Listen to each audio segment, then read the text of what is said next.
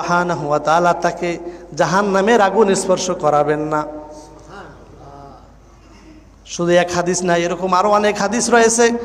মান আলা জারিয়াতাইনি হাত্তা তাবলাগা জা ইয়াউমাল কিয়ামাতি ওয়া হাকাযা ওয়া সাম্মা আসাবিআহু। বিশ্বনবী মুহাম্মদুর রাসূলুল্লাহ সাল্লাল্লাহু আলাইহি ওয়াসাল্লাম ইরশাদ করেছেন, কোন ব্যক্তির যদি দুইটা কন্যা সন্তান থাকে এবং সে তাকে যদি সুন্দর করে লালন পালন করে, বিশ্বনবী তার আঙ্গুল দুটি এভাবে মিশিয়ে দেখিয়েছেন, কিয়ামতের ময়দানে ওই কন্যা সন্তানের বাবা এবং আমি বিশ্বনবী মুহাম্মদুর রাসূলুল্লাহ সাল্লাল্লাহু আলাইহি ওয়াসাল্লাম এভাবে পাশাপাশি থাকবো জান্নাতে। কিয়ামতের ময়দানে বিশ্বনবী এবং ওই কন্যার বাবা জান্নাতে এরকম পাশাপাশি থাকবে। মুখ কালো করা যাবে কন্যা সন্তান হলে? কে খাওয়াবে? আল্লাহ সুবহানাহু ওয়া তাআলা। নারীদের অনেক অধিকার রয়েছে। বিশ্বনবী মুহাম্মদুর রাসূলুল্লাহ সাল্লাল্লাহু আলাইহি ওয়াসাল্লাম নারীদের নিয়ে অনেক হাদিস বলেছেন। একটা হাদিস হচ্ছে বিশ্বনবী মুহাম্মদুর রাসূলুল্লাহ সাল্লাল্লাহু আলাইহি ওয়াসাল্লাম বলেছেন যে সবচেয়ে বড় সদকা কি আমি কি বলবো? এক সাহাবীকে প্রশ্ন করলেন। সাহাবী বললেন, ক্বালা বালা ইয়া রাসূলুল্লাহ, হ্যাঁ বলেন।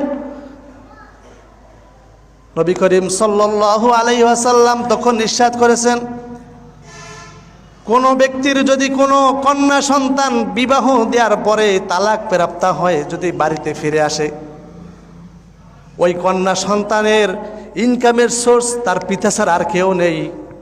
আছে? তার পিতাই তো আশ্রয়স্থল। ওই পিতা যদি তাকে তার গৃহে আশ্রয় দান করে এবং ওখানে তাকে দিন অনুযায়ী লালন পালন করে, বিশ্বনবী মুহাম্মদুর রাসূলুল্লাহ সাল্লাল্লাহু আলাইহি ওয়াসাল্লাম বলেছেন, ওই পিতার মতো ওই যে পিতা তাকে যে লালন পালন করেছে, এর চেয়ে বড় সদকা আর কিছুই হতে পারে না। এটাই সবচেয়ে বড় সদকা, এটাই কি সবচেয়ে বড় সাদাকা। অনেকের মেয়ে বিবাহ দিয়েছিল, তালাক প্রাপ্ত হয়ে বাড়িতে ফিরে এসেছে। অনেক মা বাবা তাদের সাথে রাগান্বিতভাবে কথা বলে, তাদেরকে ধমকি দেয়, এই সেই অমুক তমুক। বিশ্বনবী নিষেধ করেছেন, না, একমাত্র আশ্রয়স্থল তোমার কাছেই, তুমি তাকে আশ্রয় দাও, এটাই তোমার জন্য সবচেয়ে বড় সদকা। বলে সুবহানাল্লাহ। আরো হাদিস রয়েছে, কন্যা সন্তান অথবা নিজেদের বোনদেরকেও যদি এভাবে দিনের লাইনে চালিয়ে দিনদারি কোনো পাত্রের কাছে যদি দেওয়া হয়, তাকেও আল্লাহ তাআলা জাহান্নামের আগুন স্পর্শ করাবেন না। অনেক সময় বাবা মারা গেছে, ছেলে রয়েছে, ছেলে বোনদের দায়িত্ব নিয়ে তাদের বিবাহ শাদী দিয়ে তারপরে কি নিজের জীবন যাপন শুরু করে। বিশ্বনবী বলেছেন, এদেরকেও জাহান্নামের আগুন স্পর্শ করবে না।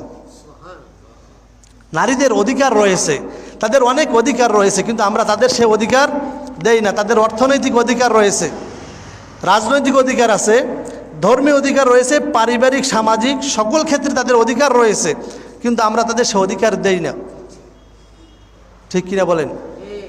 জাহিলি যুগে কন্যা সন্তান হলে তাকে জীবন্ত হত্যা করা হতো।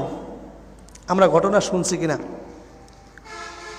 সূরাতুত তাকবীর আল্লাহ তাআলা ইরশাদ করেছেন, বিআইয়ি যামবিন কুতিলাত। কিয়ামতের ময়দানে আল্লাহ সুবহানাহু ওয়া তাআলা যে সকল পিতারা তাদের কন্যা সন্তানকে জীবন্ত হত্যা করা হয়েছে তাদেরকে ডাকা হবে। ওই পিতামাতাকে প্রশ্ন করা হবে না, তুমি কেন হত্যা করেছিলে তোমার সন্তানকে। পিতামাতাকে প্রশ্ন করবে না, বরং ওই কন্যা সন্তানকে প্রশ্ন করা হবে, কেন তোমাকে হত্যা করা হয়েছিল, জীবন্ত হত্যা। কন্যা সন্তান তার সেই করুণ কাহিনী আল্লাহ সুবহানাহু ওয়া তাআলার সামনে পেশ করবেন। ইয়া রব, আমার বাবা খাদ্যের অভাবে, আমার বাবা আমাকে হেল্প করতে পারবে না, এই বিভিন্ন কারণে আমাকে সে হত্যা করেছিল, আমাকে সেদিনকার হত্যা করা হয়েছিল। এভাবে সে তার সেই মৃত্যুর করুণ কাহিনী বর্ণনা করতে থাকবে। পিতা তখন দাঁড়িয়ে দাঁড়িয়ে শুনবে। এক সাহাবী, তিনি ইসলাম গ্রহণ করেছেন। ইসলাম গ্রহণ করে বিশ্বনবী মুহাম্মদুর রাসূলুল্লাহ সাল্লাল্লাহু আলাইহি সাল্লামের সামনে দাঁড়িয়ে বললেন, ইয়া রাসূলুল্লাহ, ইয়া হাবিবাল্লাহ, জাহিলি যুগে আমি যত অপরাধ করেছি সকল গুনাহ কি মাফ হয়ে গেছে? বিশ্বনবী বলছেন, তুমি কি ঈমান আনছো না? হ্যাঁ আনছি। তাহলে তোমার সব গুনাহ মাফ। সুবহানাল্লাহ। তখন ওই সাহাবী বলেন, ইয়া রাসূলুল্লাহ, ইয়া হাবিবাল্লাহ, আমি যে একটা অপরাধ করেছি জাহিলিয়াত যুগের অবস্থা থাকায়, যে অপরাধটা করেছিলাম, আমার সেই অপরাধটা এখন আমার চোখের সামনে ভাসে। বিষ্ণুনবী বললেন, তাহলে তুমি বলো কি অপরাধ করেছিলে? ওই সাহাবী বিশ্বনবী মুহাম্মদুর রাসূলুল্লাহ সাল্লাল্লাহু আলাইহি ওয়াসাল্লামের সামনে দাঁড়িয়ে সেই করুণ ইতিহাস বলতে লাগলেন। তিনি বলতেছিলেন, ইয়া রাসূলুল্লাহ, ইয়া হাবিবাল্লাহ, আমার একটা কন্যা সন্তান ছিল। ওই সন্তান যখন একটু বড় হলো, আমি তার মায়ের কাছে বেড়ানোর উদ্দেশ্য এই কথা বলে, বেড়াতে নিয়ে যাব এই কথা বলে বাড়ির থেকে বের হয়ে পাহাড়ে গিয়ে, মরুভূমির ভিতরে গিয়ে আমি ওই কন্যা সন্তানকে জীবন্ত হত্যা করার জন্য একটা গর্ত খুঁড়ছিলাম। ওই গর্ত খনন করার সময় বালি এসে আমার দাড়িতে লাগতো, আর ওই কন্যা সন্তান আমার দাড়িতে নাড়া দিয়ে বালি ফালিয়ে দিত। বাবা, তুমি কষ্ট করো কেন? কন্যা সন্তান, সে তো বোঝে না তাকে কি করা হবে। আবারও যখন সে মাটি তুলতেছে, ওই মাটি যখন দাড়িতে লাগে, ওই কন্যা সন্তান, বাবা তোমার দাড়িতে মাটি লাগতেছে, তুমি কি করো? সে তো বুঝতে পারে নাই। গর্ত খনন করা হয়ে গেল। ওই সন্তানকে যখন রশি দিয়ে বাঁধা হলো, তখন সন্তান কান্নাকাটি করে বলতেছে, বাবা তুমি আমাকে কি করতেছো? এরপরে ওই কন্যা সন্তানকে বেঁধে ওই গর্তের ভিতরে ফেলে দেওয়া হলো। ফেলে দেওয়ার পরে আমি একটা পাথর উঠিয়ে ওই সন্তানের গায়ে মেরে দিলাম। বুকটা ফেটে রক্ত ফিনকি দিয়ে বের হলো, আর বলল, আব্বা,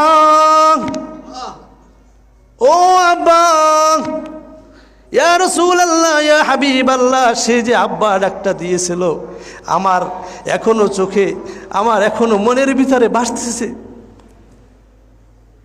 ও আব্বা, আমি তোমার কামাই খাবো না, আমি ভিক্ষা করে খাবো, তোমাকে পিতা বলে পরিচয় দেব না। ইয়া রাসূলুল্লাহ, ইয়া হাবিবাল্লাহ, আমি এত বড় অপরাধ করেছিলাম, সে কথাটা এখনো আমার চোখে, আমার এখনো ভাসতেছে, আমার চোখে এখনো ধরা পড়তেছে। আমাকে আল্লাহ তাআলা মাফ করবেন?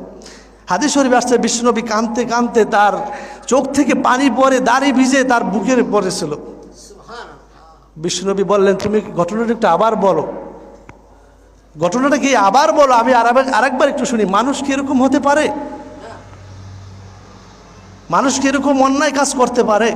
ওই সাহাবী আবার বলল। বিশ্বনবী শুনতে শুনতে তার দাড়ি মোবারক ভিজে গেল। সাহাবীরা বললেন, ওহে, তুমি আমার নবীকে শোকার্ত করেছো, তুমি আমার নবীকে শোকার্ত করেছো, তাকে কাঁদিয়েছো।